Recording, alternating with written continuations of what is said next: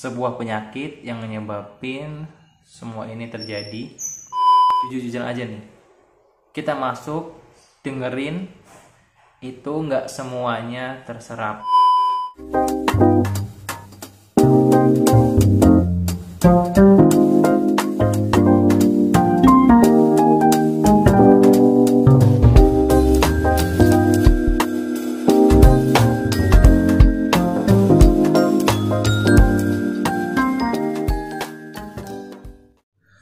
Oke, kembali lagi di my YouTube channel. Jujur kali ini saya nggak tahu bikin video apa karena ternyata bikin video YouTube susah sekali ya. Dari proses ide, kemudian dari proses pengambilan gambar atau nggak videonya itu, kemudian kita mendirectnya itu aku sendiri, kemudian edit sendiri. Tapi saya nggak membahas itu. Saya membahas tentang sebuah penyakit yang menyebabkan semua ini terjadi pertama kali di Indonesia, pertama kali di dunia. Ya benar, itu COVID-19. COVID-19 sendiri itu singkatan dari Coronavirus Disease 2019.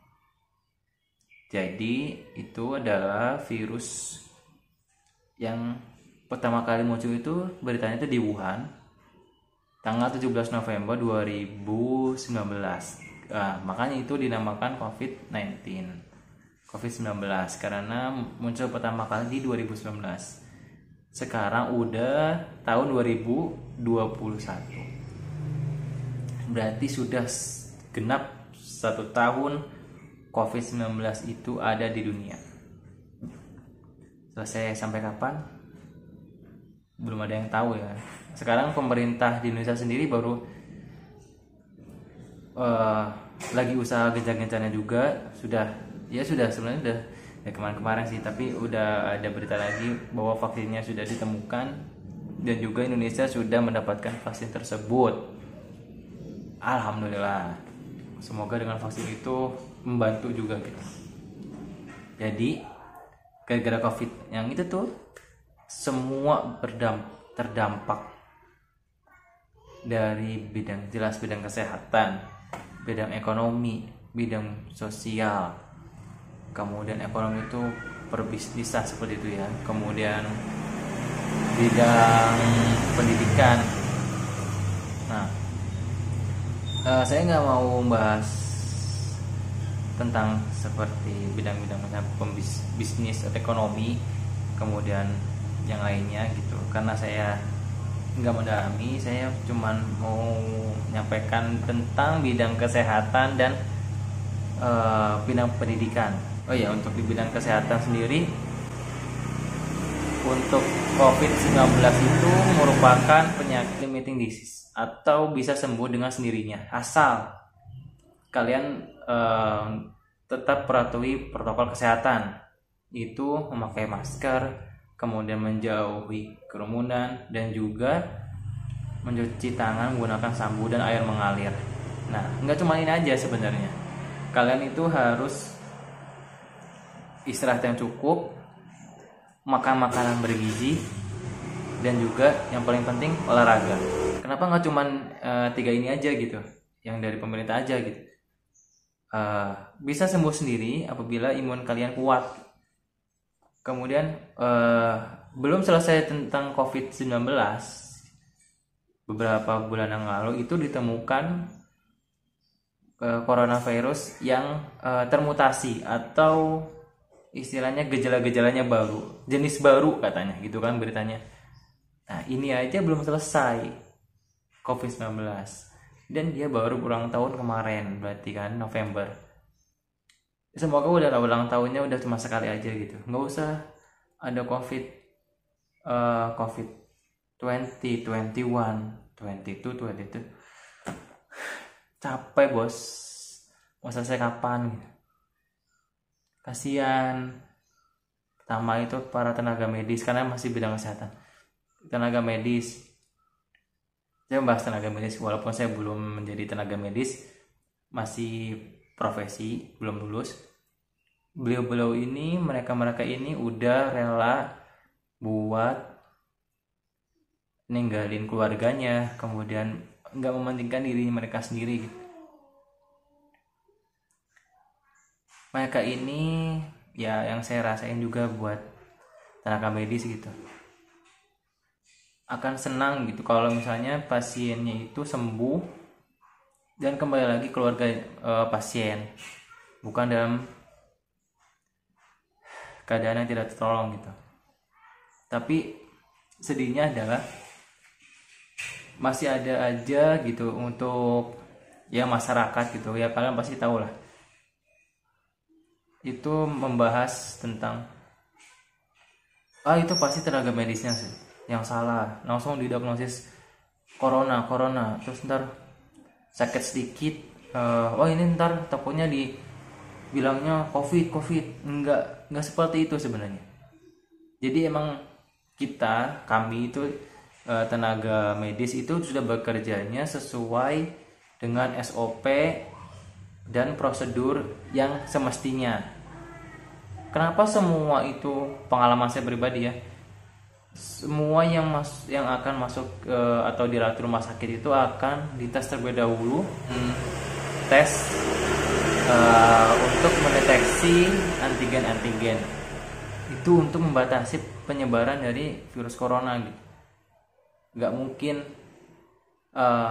ada yang istilahnya di covid kan gitu, apalagi ada misalnya, ya ini agak individual mungkin ya pendapatnya, tapi mungkin tenaga kesehatan juga ingin menyampaikan, tapi mungkin juga mereka sudah terlalu fokus buat ngurus pasien dan juga mengurus kesehatannya dia sendiri gitu.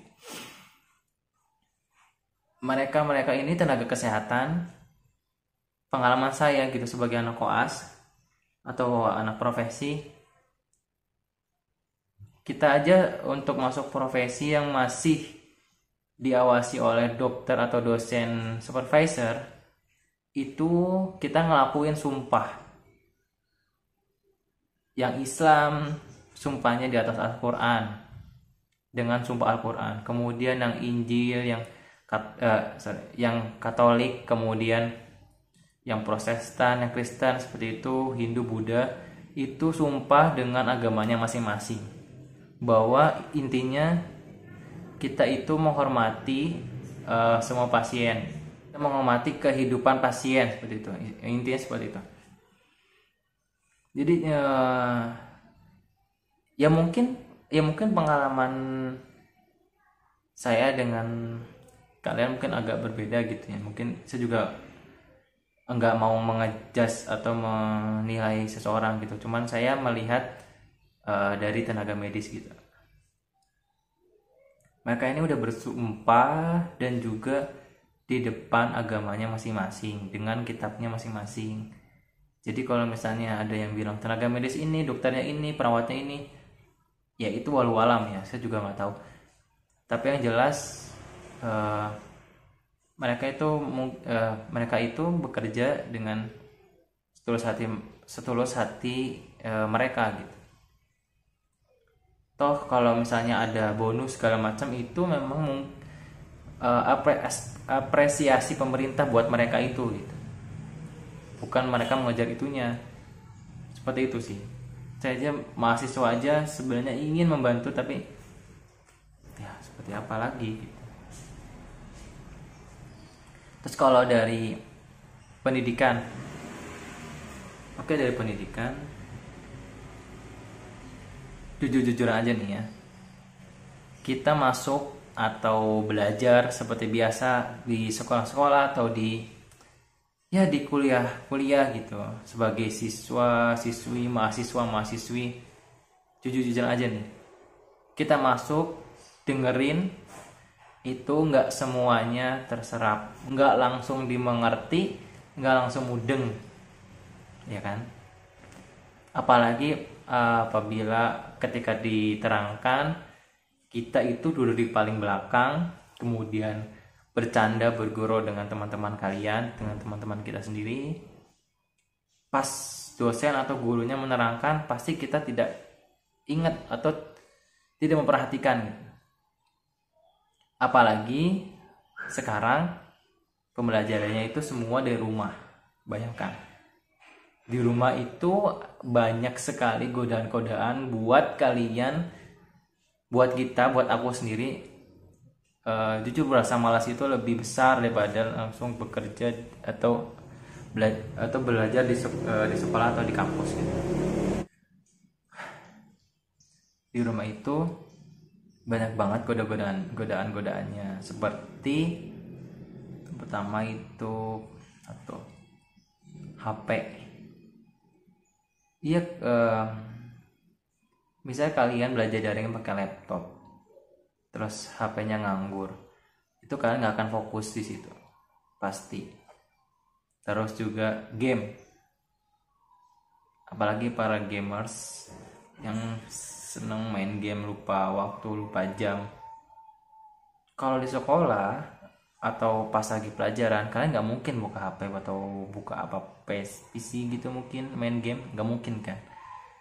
Kalau di rumah kan kita terus main game. Menurutku sih yang paling besar godaannya itu kasur atau tempat tidur. Jadi agak ada timbul rasa malas sih, ya nggak sih? Udah kita susah mudengnya, kemudian banyak godaannya di rumah, nggak ketemu langsung sama guru atau dosennya, dan ini udah berlangsung dari awal Maret sekitar, dan sekarang udah mau awal Maret lagi, berarti udah 1 tahun.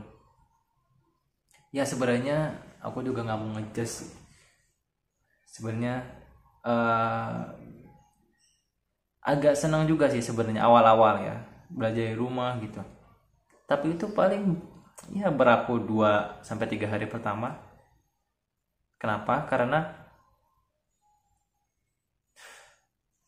koas sendiri atau profesi kedokteran gigi sendiri yang saya alami, itu kita langsung bekerja atau merawat gigi pasien, tentunya dengan didampingi dosen supervisor yang udah dokter gigi maupun dokter gigi spesialis ataupun profesor seperti itu. Itu kita tidak bisa melakukan pemeriksaan atau perawatan apa-apa gitu kalau kita daring. Bayangkan, nggak ketemu ya, kita daring. Jadi kita diskusi kasus-kasus seperti itu untuk menambah keilmuan kita tentang kasus tersebut, tentang perawatannya, tentang tahap-tahap dan SOP-nya yang harus diperhatikan untuk dipersiapkan ketika melakukan pembelajaran luring seperti itu. Tapi namanya dokter gigi itu adalah paling penting itu skill dari jemari kita, kemudian kaki, kemudian mata gitu. Itu kita langsung ke pasien itu berbeda sekali rasanya. Saya juga nggak tahu ya. Dan yang paling bikin sedih gitu ya, karena anak koas gigi gitu ya terutama, itu setiap hari kan kita berinteraksi dengan pasiennya. Kita itu harus mencari pasien asal kalian tahu kita berbagi aja ini. Kita itu koas gigi biasanya itu ketok-ketok ke rumah warga gitu. Kita ikut di acara-acara warga gitu, di acara-acara masyarakat untuk mendapatkan pasien. Kadang untuk mendapatkan pasien anak, kita itu menunggu atau apa ya istilahnya ya? Ya istilahnya menunggu anak-anak itu pulang dari ngaji gitu.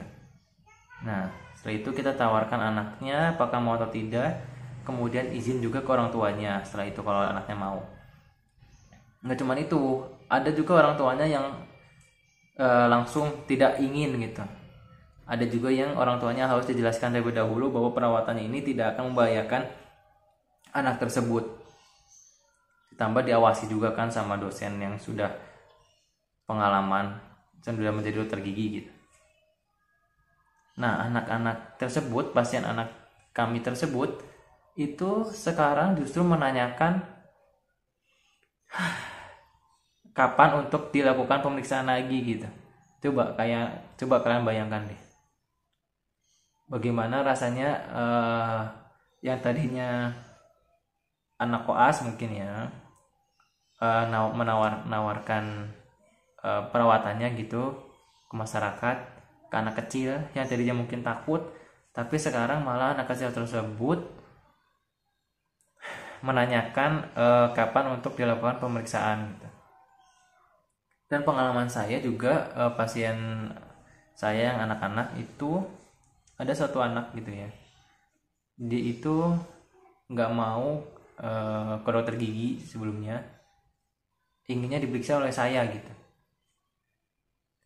Tapi kan pandemi gitu, paling kita hanya bisa menjelaskan ke anak dan ke orang tuanya bahwa belum bisa gitu saat ini. Selain pasien anak juga ada, jadi kami ini ada kasus yang berkelanjutan panjang gitu, kos panjang lah istilahnya. Nah, kita udah mengiyakan misalnya pembuatan gigi tiruan atau gigi palsu, kita udah mengiyakan, kita udah mulai untuk melakukan perawatan tersebut. Seperti misalnya kan gigi palsu harus saya beritahu sedikit, kalau bergigi palsu itu rongga mulutnya harus benar-benar sudah siap, seperti tidak ada gigi yang tertinggal, sisa akar gigi yang tertinggal seperti itu. Kemudian tidak ada gigi yang harus ditambal, kita harus menambal gigi tersebut atau mencabut sisa akar tersebut. Nah, kita itu sudah melakukan itu gitu. Beberapa kita sudah melakukan itu, termasuk saya. Dan sebenarnya ketika profesi kemarin kan di stop itu bulan pertengahan Maret sekitar ya. Nah, tapi pengalaman pribadi, pasien saya itu meminta untuk dibuatkan jadinya itu ketika Ramadan, sekitar bulan Mei apa ya, sekitar bulan itulah. Tapi sampai sekarang karena seperti ini tidak bisa dilanjutkan gitu. Ya itulah mungkin ya untuk di bidang pendidikan. Jadi mungkin pengen pesan aja sih, udahlah stop gitu, stop bikin berita yang negatif, bikin berita hoax, yang ini, yang itu, yang ini, yang itu malah justru menurunkan imun kita. Udah gini aja, biar cepat selesai masalahnya, biar anak sekolah biar bisa sekolah lagi, kemudian yang dokter-dokter, yang perawat-perawat itu bisa biar fokus gitu, mereka bisa pulang ke keluarganya lagi, terus ekonominya Indonesia naik lagi. Udah stop gitu ya buat berita-berita seperti itu, berita-berita negatif maksudnya. Ayo kita dalam protokol kesehatan dijaga sebentar aja, biar nanti setelah divaksin terus kita jaga protokolnya biar nggak nyebar lagi, biar juga COVID yang baru ini tidak masuk ke Indonesia. Sudah dilakukan penutupan di semua bandara katanya ya. Udah dari kita itu bisa menjaga diri kita gitu. Sebenarnya tenaga medis itu bukan garda terdepan buat melawan COVID-19 ini. Sebenarnya garda terdepan itu kalian, kita gitu, yang bukan tenaga medis. Kenapa? Karena jika kalian itu patuh gitu untuk kesehatan diri kalian juga, itu COVID ini akan turun gitu. Apabila imunitas kalian kuat, itu COVID ini juga akan turun gitu, karena dia akan sembuh sendiri. Ya, saya nggak tahu sih ini sampai kapan sih kondisi seperti ini ya. Nggak ada yang tahu. Kan hari makin meningkat. Udahlah ya. Mungkin bisa dipikir sendiri, ambil hikmahnya. Ingat, semua bidang atau sektor terdampak. Udah, kita harusnya bekerja sama melawan COVID-19. Tidak terlihat, tapi dapat merusak dan membuat bingung satu dunia.